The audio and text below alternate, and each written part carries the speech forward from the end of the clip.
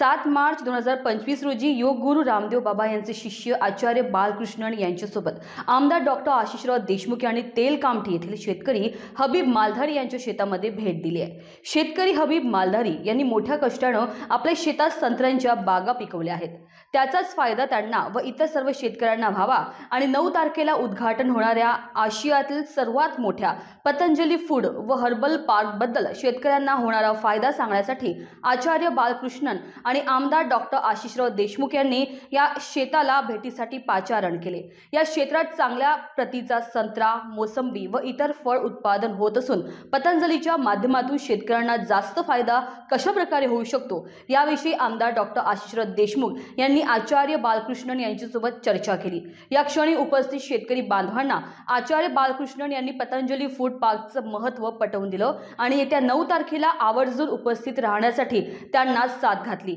यावेळी सोबत अशोक धोटे, प्रकाश टेकाडे, मनोहर कुंभारे, जिल्हा कृषी अधीक्षक मनोहरे, डॉक्टर जयदेवजी रामराव मोवाडे, यशपाल आर्यजी, मनोज जवजाळ, राकेश मानकर, निखिल मेश्राम, निकेश उताणे, संदीप मोहड तसेच अनेक शेतकरी उपस्थित होते। उत्पादक शेतकरी है,